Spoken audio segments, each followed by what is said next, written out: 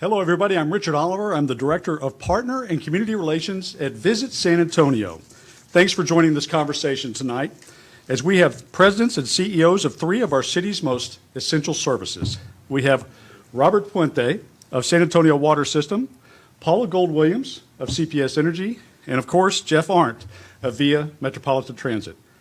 You know, one of the great characteristics of San Antonio has always been our sense of community and how we've been able to take on challenges time and time again. We're experiencing a pretty big one right now, so we're going to have a lot to talk about tonight. We all come together through very tough situations, and so I thank each of you for being here tonight so we can talk about this. Paul, I'd like to open the conversation with you, explaining why you think it was important for us to all come together tonight in the same room. Now, we do have social distancing happening, but instead of being at some remote location, tell me your thoughts. Well, number one, I think San Antonio has always been about community, and this is very hard for us. I'm a hugger, naturally, so I'm having withdrawals right now. But still, I think we have to do all we can to do outreach. And what has happened is technology that we probably didn't utilize as much is more necessary. So here we are practicing social distancing together. I have my gloves on. I have my face covering, my mask. And so I'm able to do it if I do it responsibly. And many people still have to do that.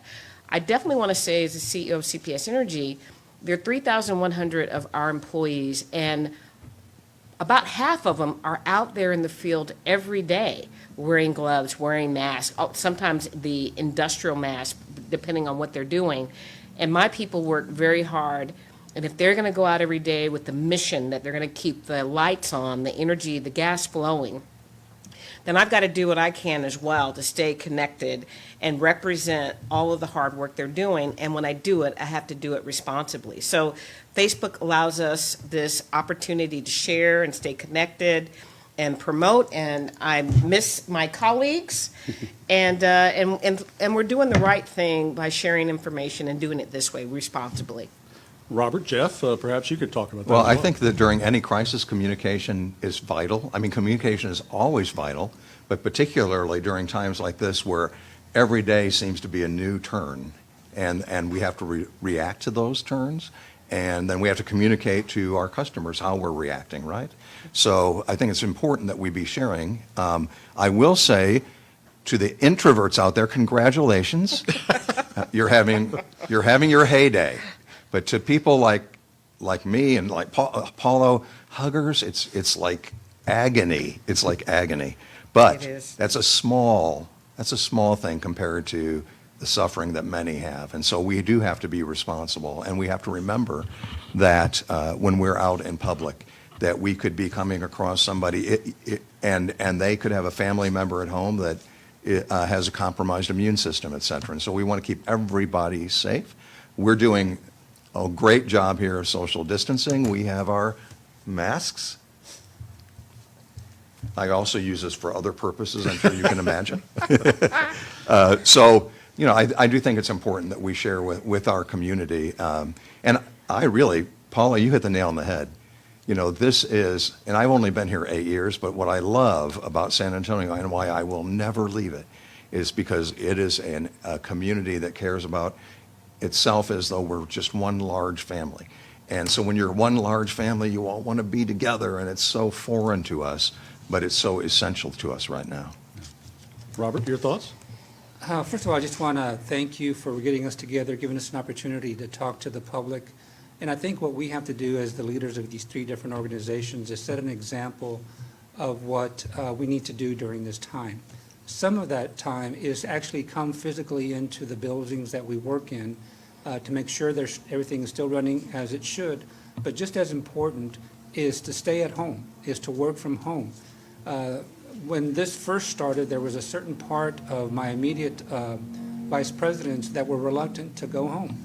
They felt they had to be here for them to set an example to their employees that were not going to run home and see what they could do from there, where I literally had to give an order that they had to go home. And so I think it's important that we understand that as the leaders of these organizations, setting an example is very important, such as we have a new rule here at SAWS headquarters that if you're in the community areas, you have to wear a mask. So obviously when I came in, I have a mask on. Now that we're in this closed room here, we are able to take our mask off. If you're in your private cubicle, private office, you can take your mask off. So that example is very important, I think. Now, we're going to talk a lot about the pandemic and about the impact it's had on your agencies and certainly on the community at large, but there's also the overview of how you're operating these days, how things are happening. And Robert, I want to stick with you on this. Each of you run an agency with services that are so critical to the community. And how do you assure the continued water service, all the different kind of things in this kind of a situation, a rapid response to a disruption such as a water main break? How do you respond to those things? I'm sure you can imagine, and our viewers can imagine, that a utility, a water utility, an electric utility, they better have had already an emergency plan in place. If you didn't, you are derelict in your duty. So we already had a business continuity plan in place. We did dry runs every now and then, just to make sure everybody knew what they were supposed to be doing. What is quite different now is that we don't know when this calamity, when this situation is over. So we don't know when it's going to happen. So whenever there is a disruption in service on our part, for example, a broken water main, we already know how to respond to that. To those individuals, whether there's a COVID pandemic going on, or whether it's the best spring day you can imagine, if they don't have water because of a line break or because some emergency, it is an emergency to them. So we are quite experienced in responding immediately to make sure people are with that service that they need, that they can get back to being able to use water for whatever reason it was out for that period of time. So our particular way of what we're doing here is just an affirmation that our business continuity plan, our emergency plans, are functioning correctly. As I mentioned, they're quite different. We are able to do our work, some of our work, from remotely. I'll be perfectly honest that it's not the optimum way to do things. There are some things that we used to do a whole lot better, but we have our challenges, and we are meeting them. So, for example, in the northwest part of San Antonio, Bexar County, we had a very major line break where we had to do a public notice, a boil water notice. And it had nothing to do with the pandemic. It had to do with infrastructure that just burst. The line broke. And so despite the circumstances, we were able to respond, get the people back to service, provide bottled water to that community, and like any emergency, we dealt with it and learned, hopefully, from it. I tell you what, Jeff, for VIA in particular, I can't think of an agency here in town that has more interaction with the general public, of course, than your drivers and your agency. You move people, they need to get to essential jobs, they need to get to medical appointments, they need to get groceries. How is VIA maintaining service levels at this point? I was thinking, as Robert spoke, about emergency contingency plans, and I worked for transit in Houston for 25 years, so went through at least 2 hurricanes and 2 tropical storms that are vivid in my memory. And those were the kinds of emergencies we went through, and times when we had to suspend service. But I don't think this kind of emergency was necessarily, in our playbook as strongly, right? So the first thing I would say is our work can't be done remotely. The operator has to be on the bus. The mechanic has to be in the garage. We do have people that are working remote. We have part of our telephone information people that are working remote. But I would estimate between 2/3 and 3/4 of our 2,200 employees are physically present at the job every day. And so their health and well-being is our only way to be able to maintain service. So we've taken a number of steps to try and, as best we can, protect the health and well-being of our employees. And I'll start with the bus operators, because you're right. The bus operators are out among the public. That's their job, to be out among the public. That's, I think, what operators enjoy about the job, is being out among the public. And all of a sudden, we're in a time when we're telling people, don't travel as little as possible, space yourself more. So what we've had to do is really change transit's DNA overnight. We're no longer all about building ridership. We're more about spacing out ridership, right? We're not about collecting fares. We're about keeping people safe by not collecting fares. So with respect to the operators, we have been providing them gloves, masks, hand sanitizer, wipes for the vehicles, so that they will be as safe as we can make it.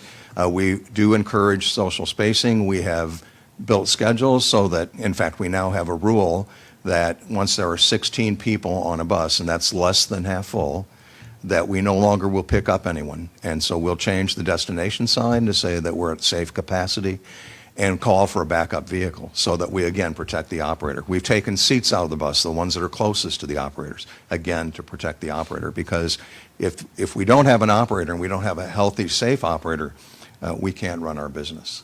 Yeah.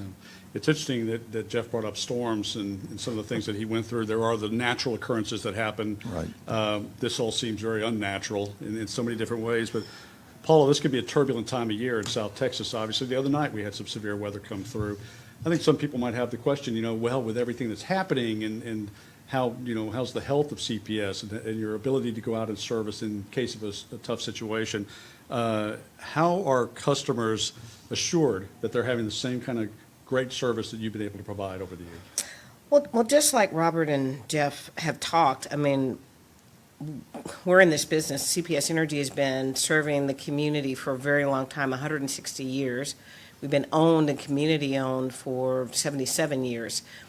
If you're going to be in this business, you better have business continuity practices, and we've had them for a very long time. And we've had a pandemic preparation program, and we have been able to do local exercises ourselves that we put in place, desktop, tabletop exercises we call, and we've also participated in national, what they call GridX exercises, all in preparation for all these potential injections, storms, crises of some other type of happening, transmission lines going down, political issues, all of these things that can converge at one time. So we practice this, but this is bigger probably than any other practice that we've had.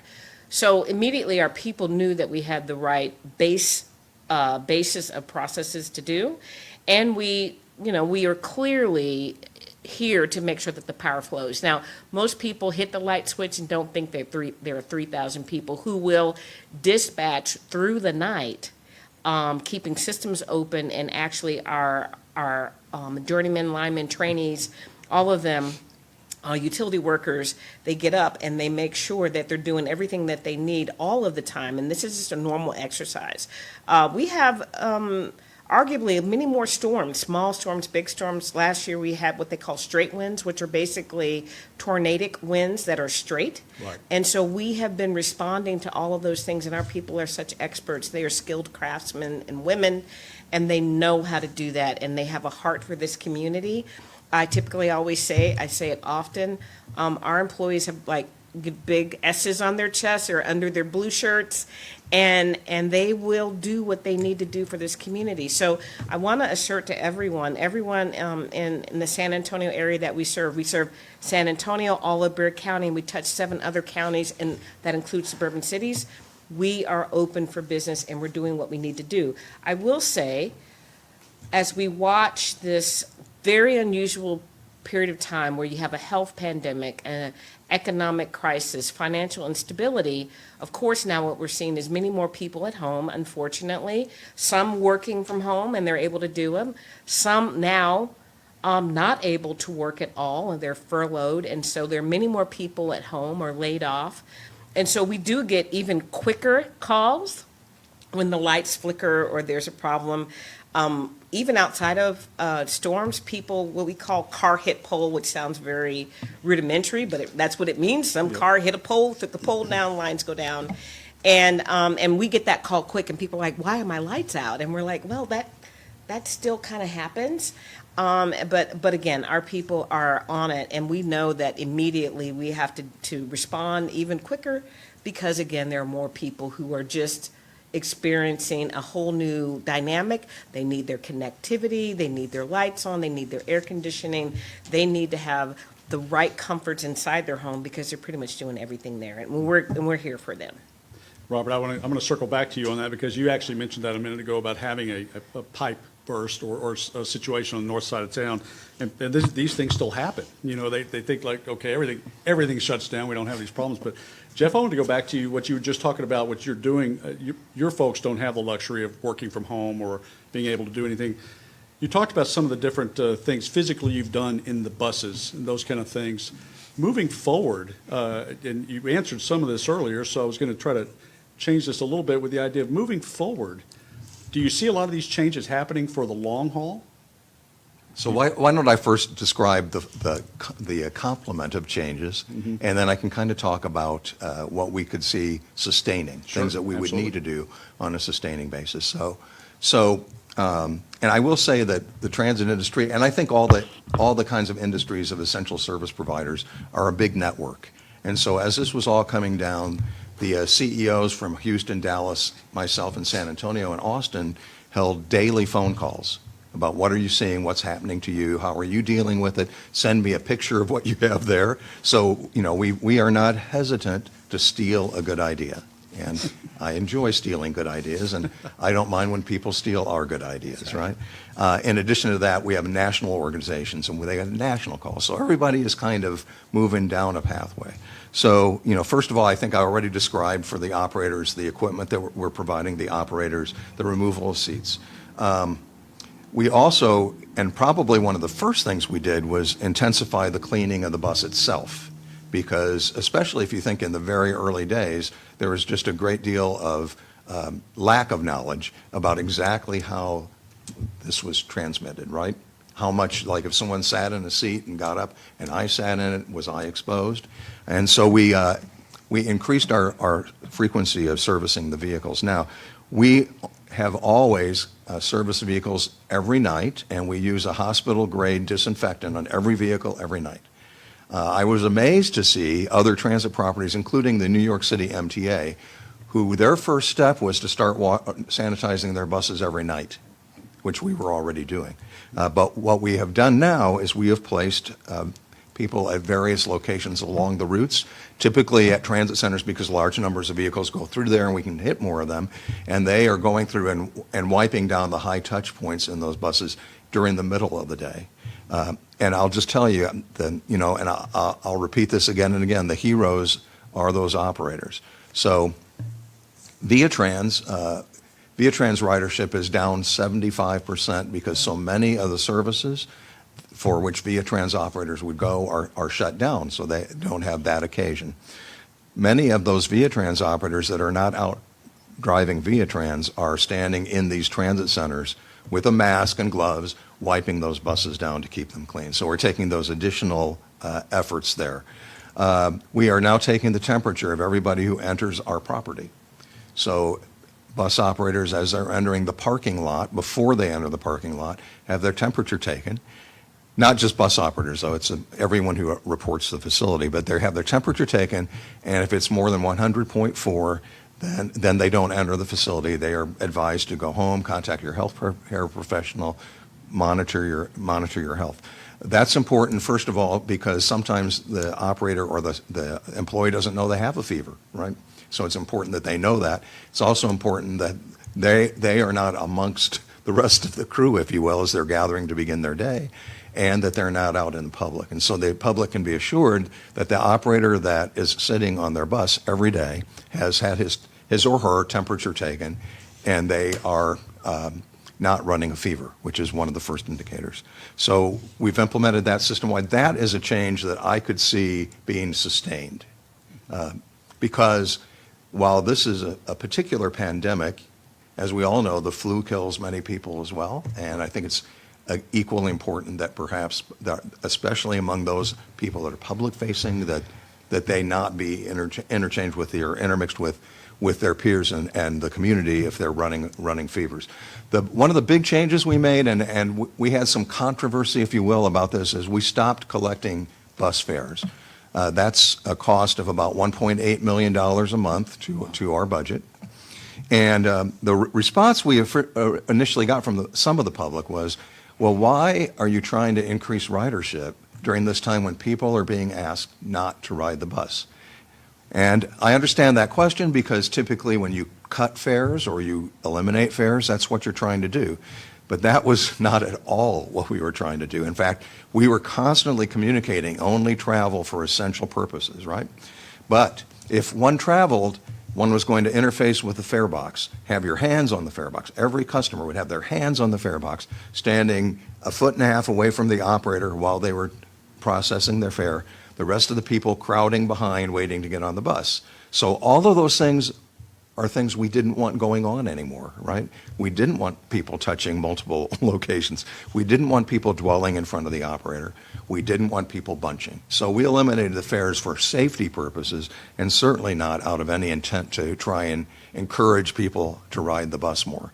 We also provided, in front of the operator compartment, we are just finishing the final installation of what Dallas is doing this too. So they call theirs respiratory droplet shields, and I call it shower curtain because I'm a simpler kind of guy, right? But again, that's another added protection for the operator. As I said, we put in the social distancing with the 16 people max. We've also changed the level of service on the street. Now, we ran full service well into the pandemic. And the reason for that was because we wanted to encourage people to have more space, right? We're currently running at about 40 to 50,000 boardings a day, which is roughly 45 to 55% of our typical boarding. So we did implement what we're calling our Saturday Plus service, a little less frequent, but still frequent enough in most cases to be able to have social spacing. If a vehicle has 16 passengers, a bus operator will no longer pick people up, and they will call a dispatcher and we'll send a spacer. Often the spacer is one of those Via-Trans drivers in a Via-Trans vehicle. I tell you, I think the Via-Trans drivers are busier than ever, because later I'll talk about other things Via-Trans people are doing.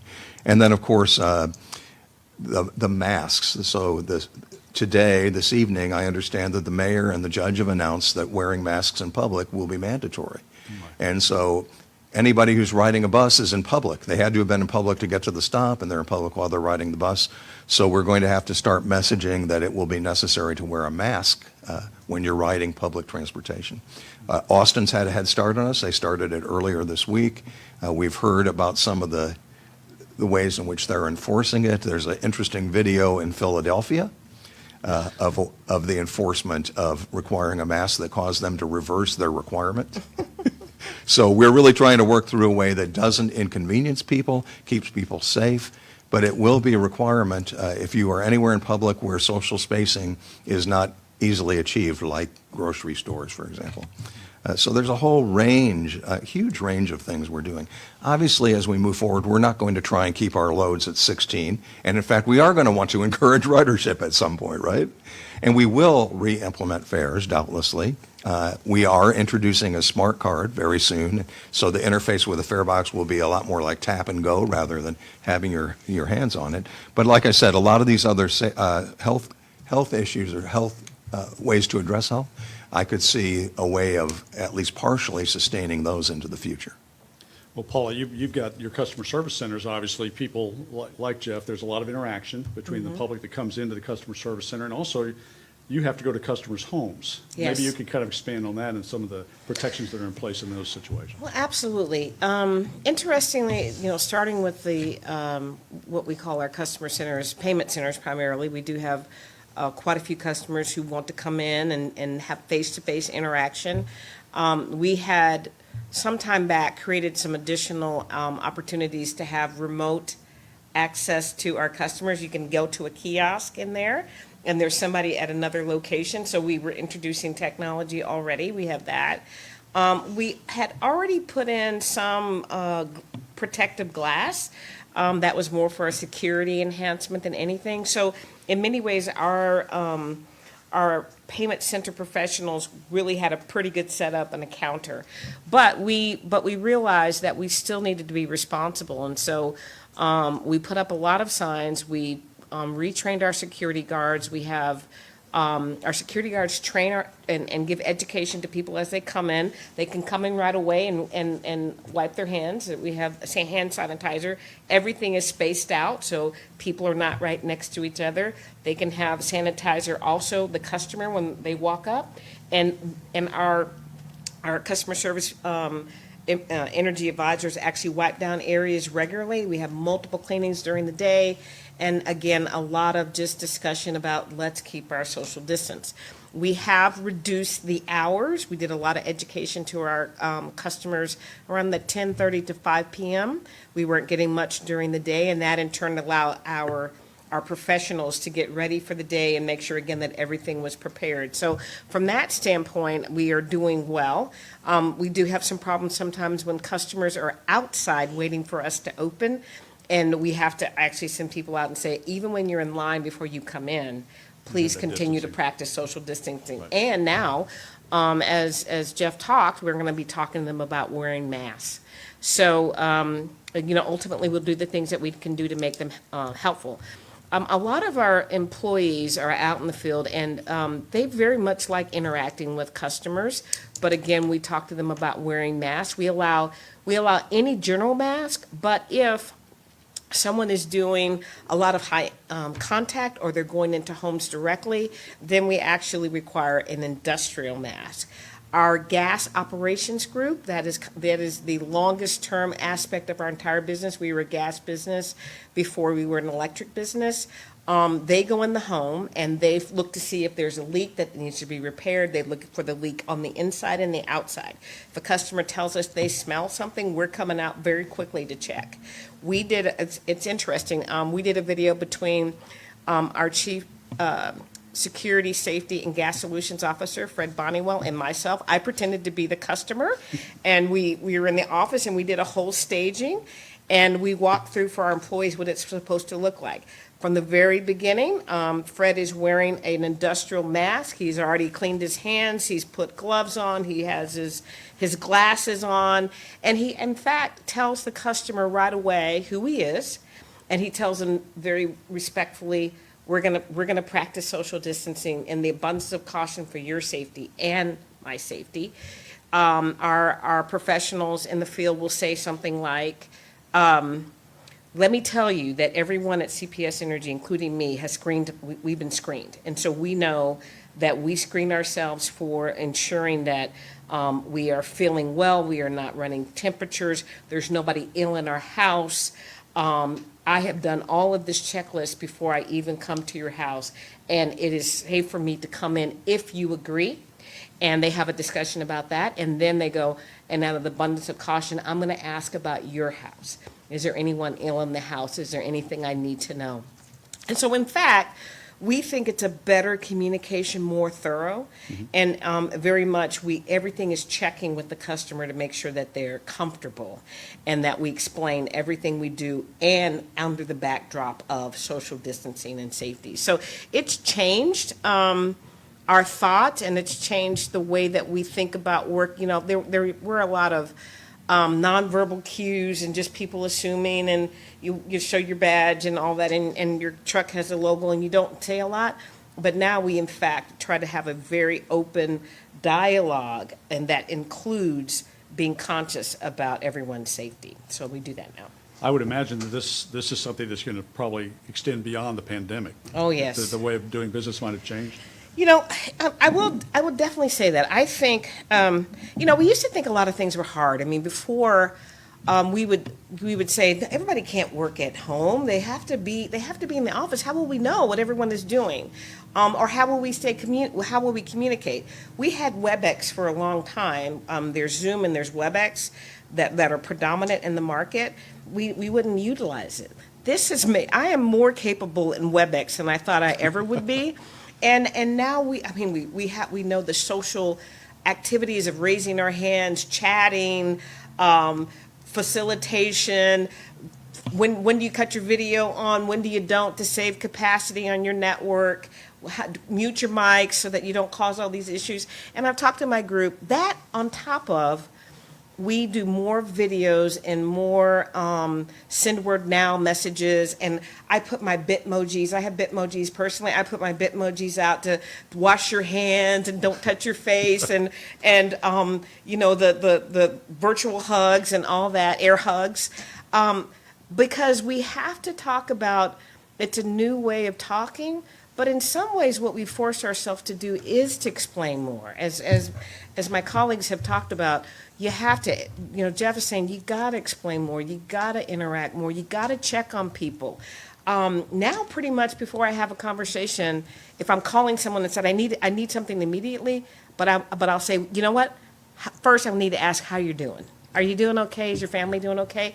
And in some ways, being a part and being conscious about making the effort to be more personable is here, and from what I've told my people, it's here to stay. We're not going to go back. We're going to use our technology, but it's not a barrier, it's an enabler, and no matter what, talk to people. And so I think between that and the use of technology, we will definitely be a better company by facing the challenge with solutions and taking a half-empty glass and making it a full glass. Hey, Paula, when you have a chance, could you send me an air hug? Yes, I will. I need one. I will send you Thank one. Robert's in the middle of these air hugs here.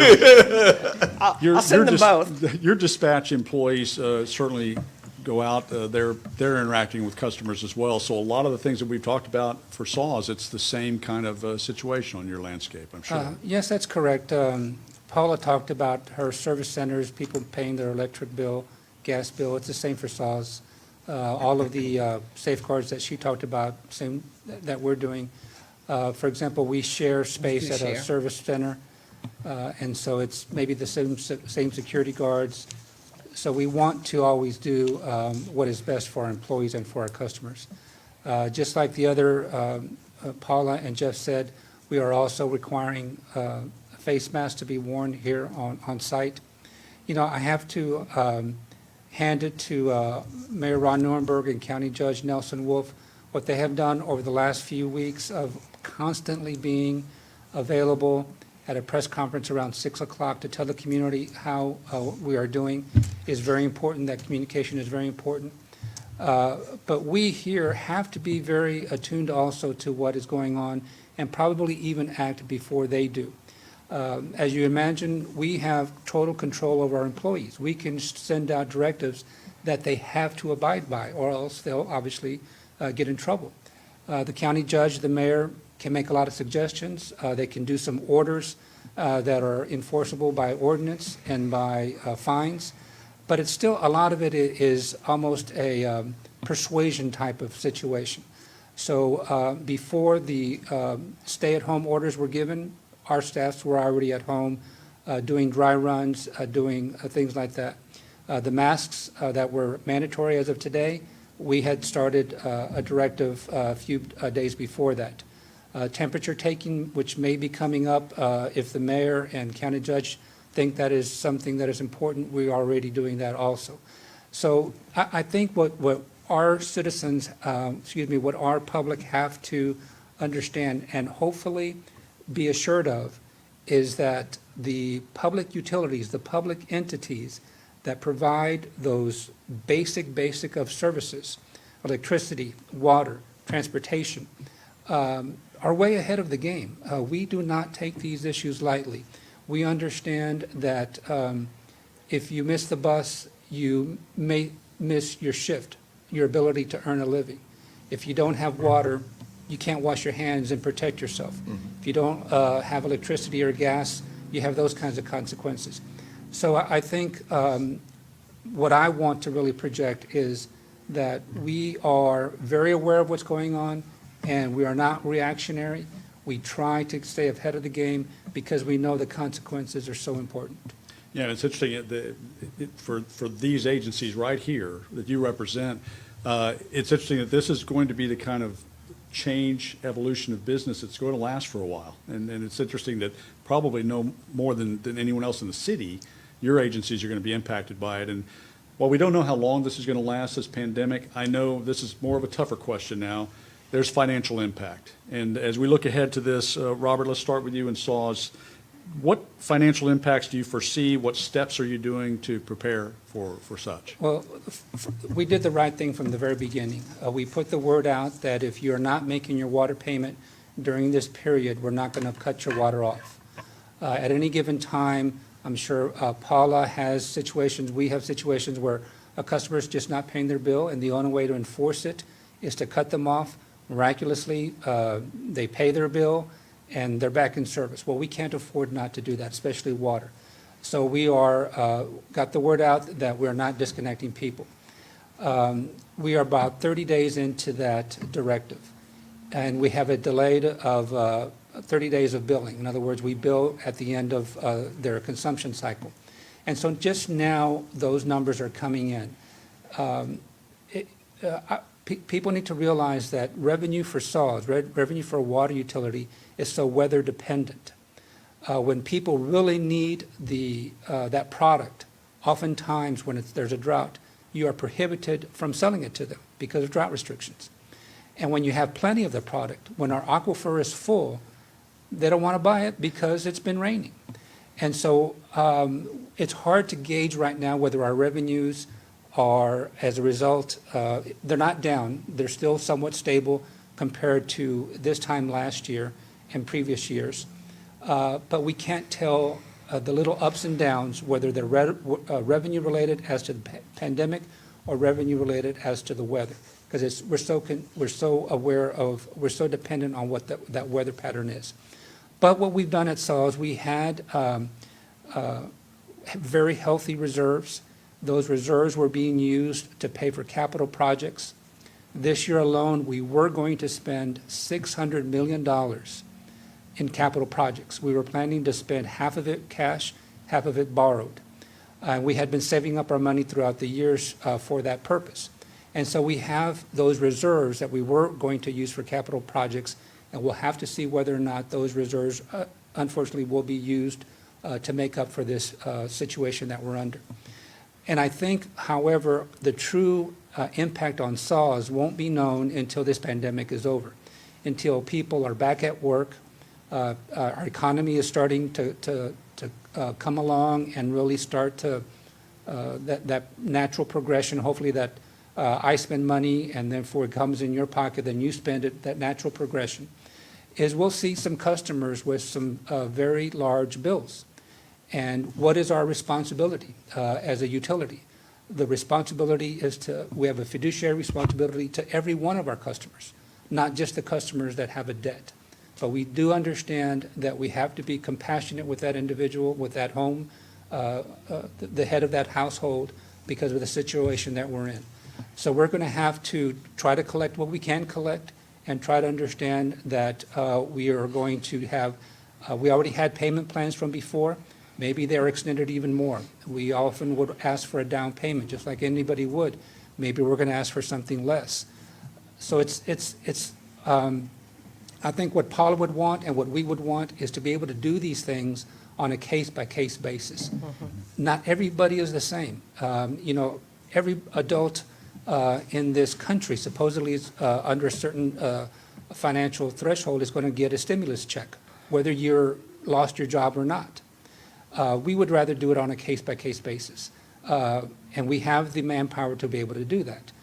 To be able to listen to this individual, see what their situation is, and be, according to that particular circumstance, be accommodating to their situation, whether it's a longer payment plan, smaller down payment, whatever it is to help out that family. Well, Jeff, you mentioned earlier you've made a multi-million-dollar decision as far as fares and what you're doing. Mm-hmm. How about the financial part of what the decision-making going on right now? So we are in a different situation than CPS or SAWS. We are funded through sales tax and passenger fares. And as I said, the passenger fares we are foregoing to the tune of about $1.8 million a month. But sales tax, as you can imagine, is also going to be hit hard. And sales tax is 75% of our revenue comes through the sales tax. I was reading about retail reports, and the amount of retail that had gone down was somewhat offset by the fact that people were buying more groceries. Mm-hmm. And one of my trustees said, well, I guess the good news is toilet paper and hand sanitizer are both taxable, but much of the rest of it is not. So it's going to hit our revenue stream very hard. We are estimating about $6 million a month total loss of revenue between those two things, coupled with the adjustments we're going to have to make to our pension because the return on our investment there has dropped precipitously. I'm sure we all are kind of in that boat. However, there's a happy part to the story too, which is that the CARES Act provided funding for public transportation. And VIA received an allocation of funding that will help cover the loss of revenue and the additional expenses. I don't expect that it will cover 100% of what we're going to face, but it certainly is going to offset significantly those kinds of financial impacts. It has allowed us to maintain our workforce. Those VIA Trans operators that are doing other things, we continue to pay them. The big bus operators, the bus operators, those that are not operating right now because we've reduced service, we're still able to pay, although many of them are running spacers and doing the other work for us as well. So we've been able to maintain a workforce that is very difficult to find, right? And we know that service will return and will probably return faster because, again, there still will be, I'm sure, a concern about social spacing into the future. So as ridership ramps up, we're probably going to increase service to allow for some continuation of that for a period of time.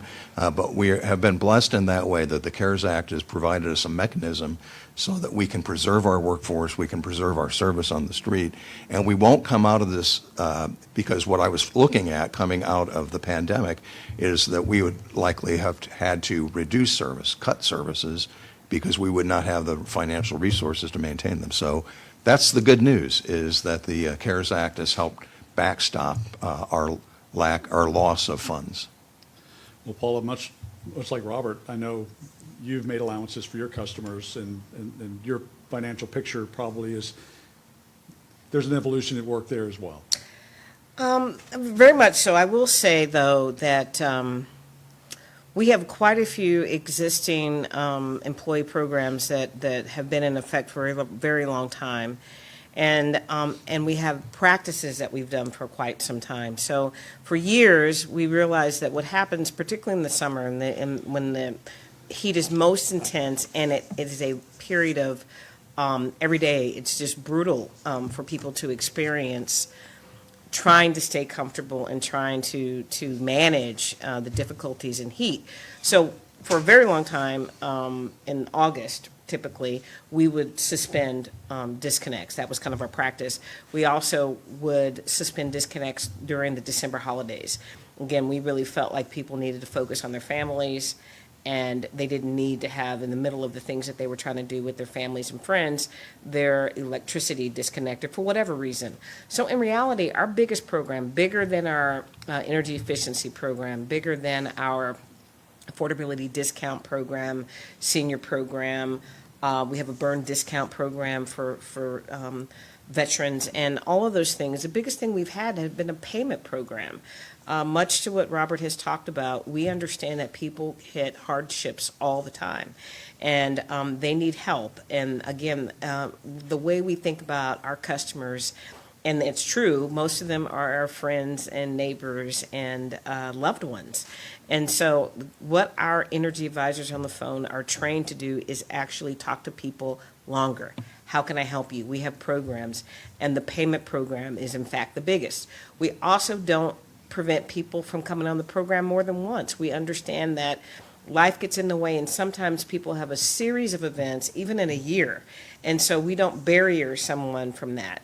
When this was evolving at the very beginning, and there was a discussion about, at the time, of course, nobody thought it would be this bad, and we still don't know every day what's going to be in front of us or how long this is going to last. But we felt like we already had the tools to be helpful, and so for us, we suspended payments because, we suspended the discounts because, again, we felt like people were going to need it. It has been heart-wrenching, again, though, to see it happen, to see businesses close down. When businesses close down, the pressures of even small and medium-sized businesses and large businesses, when they close down, it typically does mean a hardship of a loss of a job. a lack of benefits in some cases, and all of those things. So our energy advisors their heartstrings are tugged every day, trying to understand what someone's going through, letting them explain. They're feeling isolated, and in fact, they need to tell you what's happening.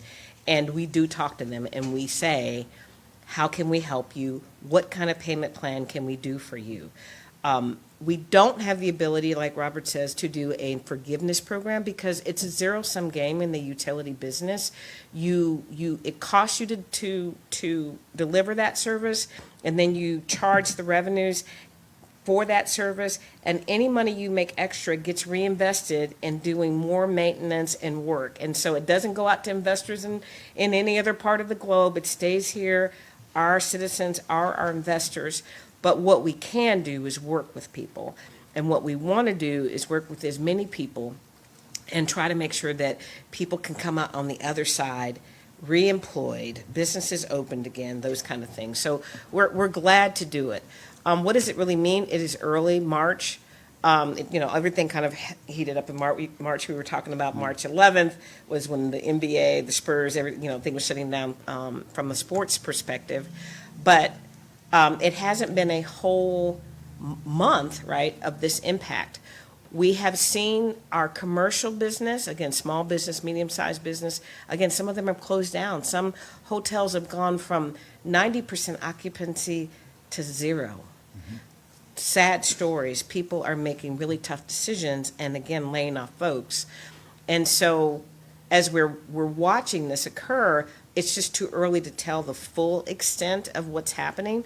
We're seeing an increase in residential because people are home, but it doesn't mean they're always any better positioned from that standpoint. We do believe that we're running what we call COVID high impact cases and COVID moderate impact cases and basically base cases. Our base case says we almost break even, like about $4 million benefit, and that was our budget. But these can be tens of millions of dollars, if not $100 million, depending on how it really does play out.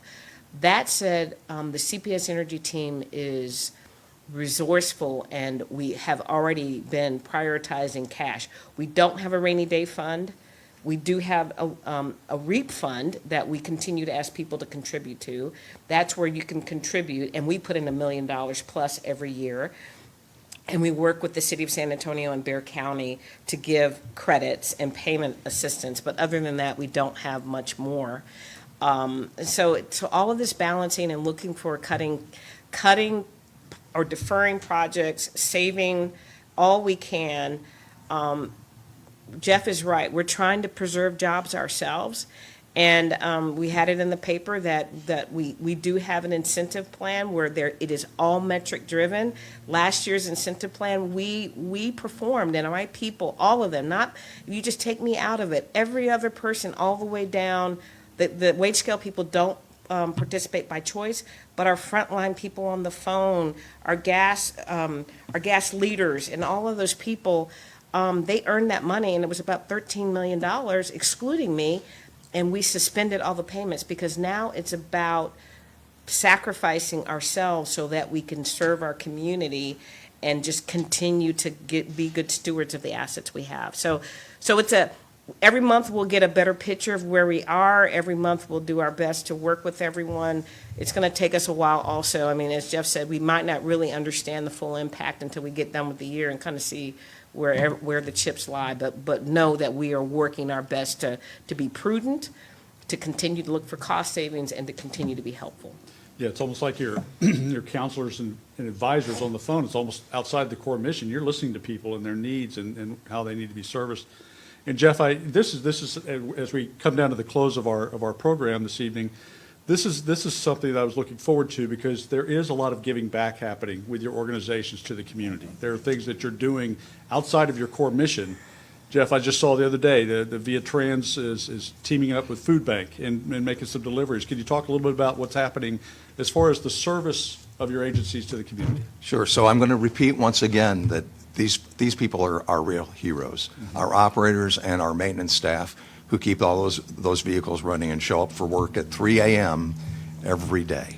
So I want to brag about them. And they're there even if the job they normally do is not there.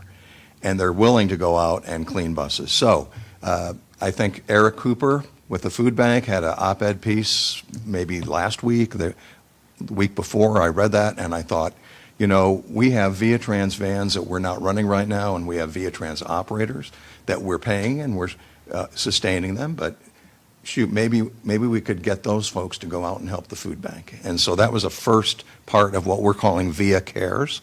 Via Cares, I have to say that. And so we have now delivered nearly 800 crates of food throughout the area. Just but there's so many people helping the food bank, but I'm really proud of those operators specifically who that's not their job, you know, but they don't say, not my job. They say, how can we help? And they're out there doing that. The second piece of Via Cares, and we've gotten national attention for this, is you know that as schools have gone to online learning, some of the students don't necessarily have online access. And speaking with Mike Flores today, in fact, you know, he says, well, we have tried to address that gap by having computer labs, by having Wi-Fi on the campus, but we never thought in terms of what if we don't want people on the campus? What if we don't want people in the lab? So again, we have Viatrans vans. All of our fleet is Wi-Fi equipped. We were arguably the first transit system in America that went full Wi-Fi back in 2015. So we've worked with the school districts, with SAHA, and with the city to locate vans throughout several of the SAHA projects. So those students at least have half a day, 3 to 5 days a week of internet access. And I think we're pretty much unique in the transit industry in offering that.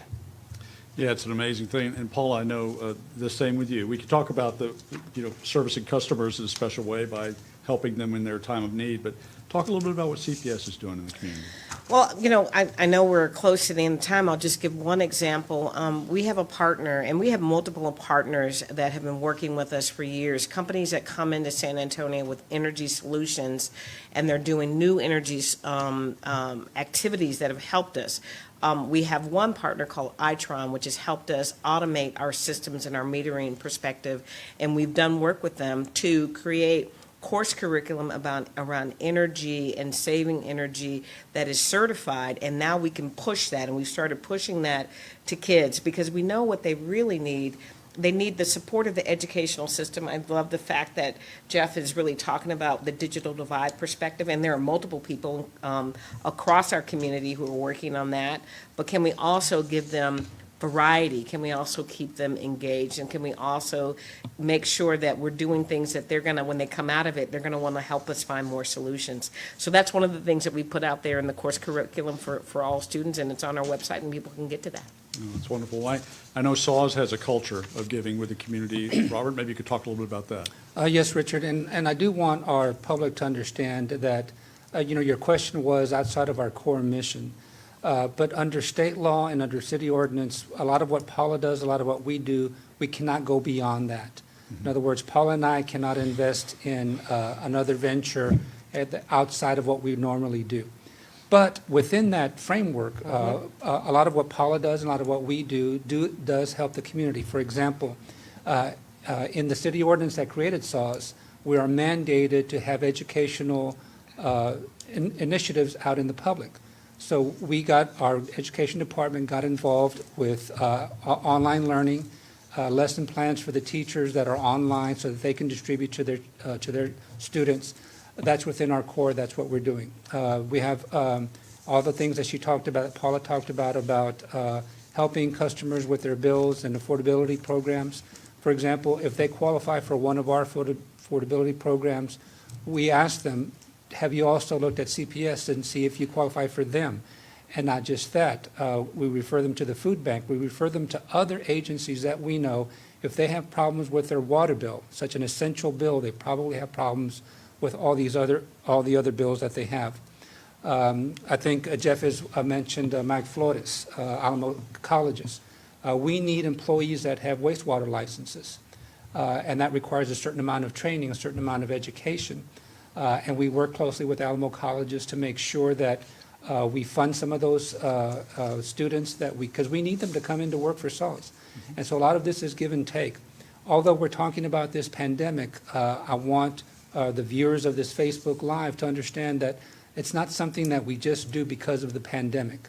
It's something that we've always done. Hopefully now we're given an opportunity, a platform to show the people that all the other things that we do, other than just providing water and wastewater services, internships, all kinds of things that we work with high schools and colleges to make sure that we are not just that water provider, that we have some interaction with the community, because everybody that we touch outside of just being our water customer is an ambassador for us, that they can go out and tell the story of how not just that we provided water and wastewater services, but we touched their lives in some other way. Well, this has been an incredible hour, and Thank you you. all, just the information you've offered for folks to tune in on Facebook Live. And so before we leave, though, I'd like to let each of you kind of talk about if someone has questions, if they'd like to follow up on what you've said tonight, or if they'd like to reach out to you and with some kind of inquiry about the way things are going. Maybe, Jeff, we'll just start with you. Oh, sure. The best way, if you want additional information, actually, we hope that our people are watching, because this is an ever-changing circumstance, and we're having to change as those things happen, is through the website via info.net. We have a dedicated page to COVID-19, lucky COVID-19. And we update people on what we're doing, and we're also updating people on what the CDC is advising people should do, what the city has asked people to do. So that's the absolute best way. But before I have to read something, because this just reminds us all what we all are about, right? So we got a message here. I want to thank bus drivers for everything they do all year long, in good and bad, for the fact that I can still get to H-E-B for food, right? Yeah. And for when we get back to normal life, when the city is reopened, and that's the beacon that I think we're all looking at right now. Robert, you hosted this shindig tonight, so thank you so much. Please tell people how they can reach out. That beacon is out there. We need to understand that there's going to be an end to this. There's going to be a normalcy back in our lives. I think we all will understand what happened and hopefully take the best out of that and put it into our next new normal and grow from it. And whatever did not work, now we know it did not work. And so I think it's a community situation where we know we're all in this together. No one is immune from this situation. Whatever your situation in life is, this virus can get you, so you have to be aware of it. You have to be cognizant of it, and you have to have that compassion with your fellow human being, whether it's your neighbor, your co-employee, where it's somebody you'll never see again in your life that is out there. And understanding that there's a whole segment of this community that flat out lost their job. Right. Their income ceased almost overnight. And they're there waiting for some help from someone.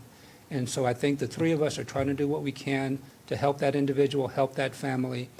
And we're going to continue, and we want that compassion to continue past this beacon that we see. Paula? I'll try to make it quick. CPSEnergy.com has a ton of information. Our call center lines are open, 210-353-2222. Our social media is active. I'm on LinkedIn. Our communications people are always listening. And so please reach out to us in any way. Send us a message. Give us a suggestion. Things really do matter. We track it all. We track sentiment. We track very much, can we get the feedback? So we want to hear from everyone.